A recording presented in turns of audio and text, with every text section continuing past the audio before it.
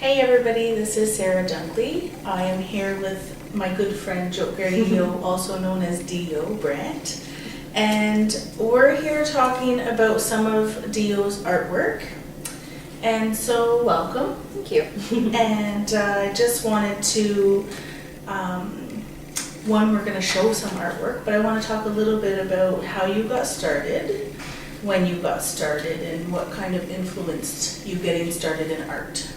Well, I started drawing at a very young age. It was probably about, well, basically whenever I could hold a crayon, essentially. And my mom always did art, primarily painting and drawing.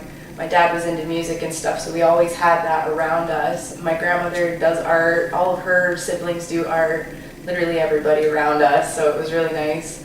I started actually focusing on art and wanting it to be a career probably towards the second half of high school. And then I actually went to school, to college for art up in Halliburton. And then, yeah, I don't know, I just kind of tied in our own culture into it and kind of did my own thing with it. Yeah. Awesome. So you would say then your parents probably were your biggest influences? Yeah, most definitely. They drove the culture into us too, so that helped a lot.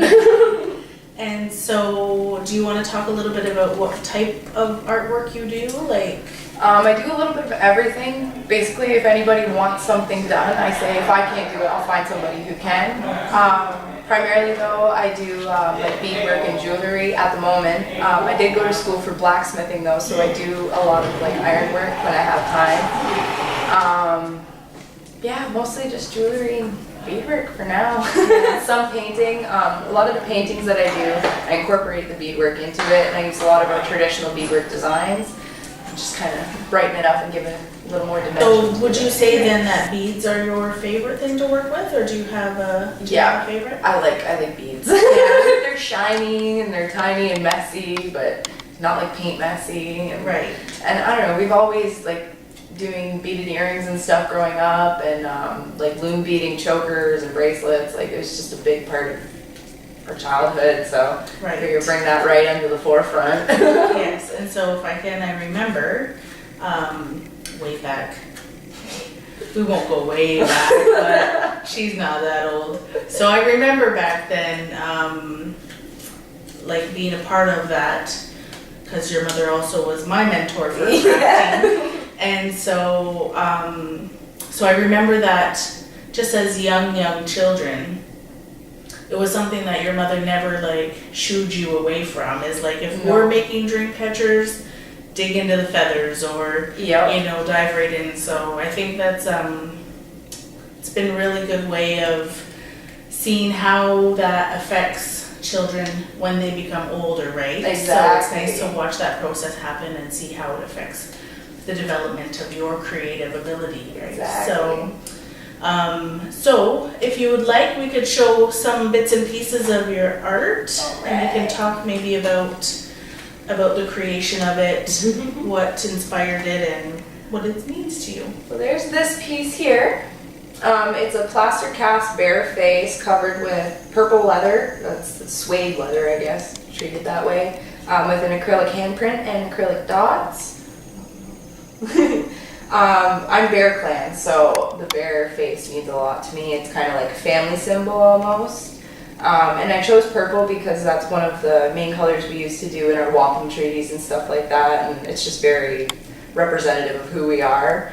And I have a really large hand, so it just happened to work really nice.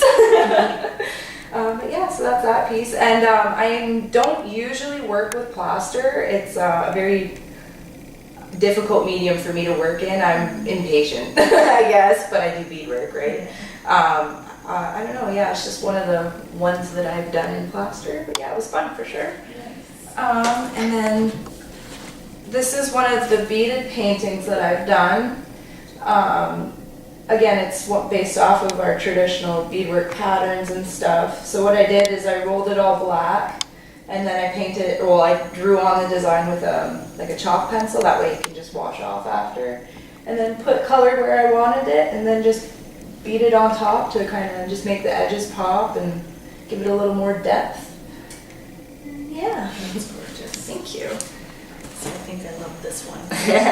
This is the one I want for my house. This is the first beaded painting that I ever did. I did it for an art show, the Aboriginal Art Fest on the reserve actually, for last year.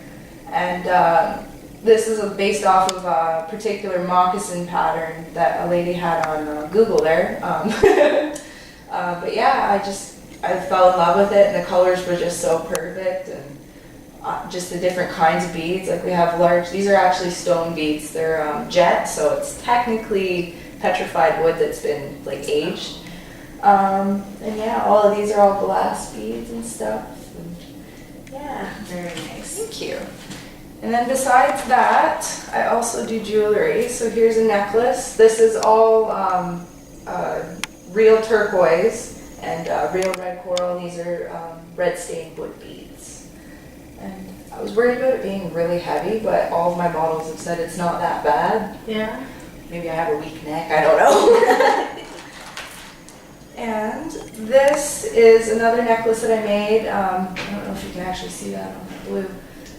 It's sodalite and bone beads. There's another turquoise piece. This is real turquoise up here, and this is turquoise dyed howlite, and then bone beads on the center too.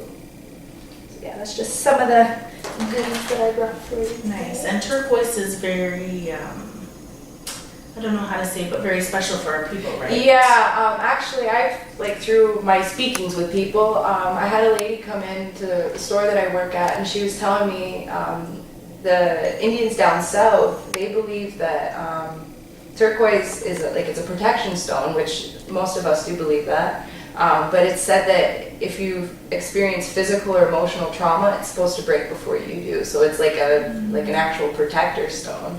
And it's really, really great. And it's good to have on you if you're experiencing grief or if you have to go to a funeral or something. Yeah. It's key to have on you. Awesome. So have I forgotten anything that you'd like to mention?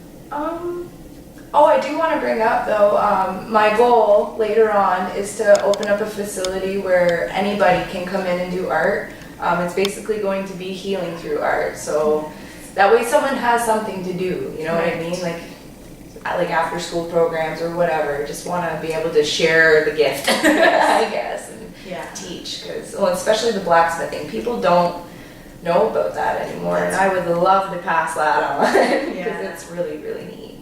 That's great. And so you do have a Facebook page, right? I do. It's Redbird Artisans. I think you can just type that right into the search and it should pop up, I'm pretty sure. Yeah. But yeah, you can find most of the pieces on there, and you can get in contact with me. It comes right to my phone, so I get it immediately. Nice. Yeah. Awesome. Well, thank you. Yeah. It was great to have you here. Thanks for having me. Okay, thank you.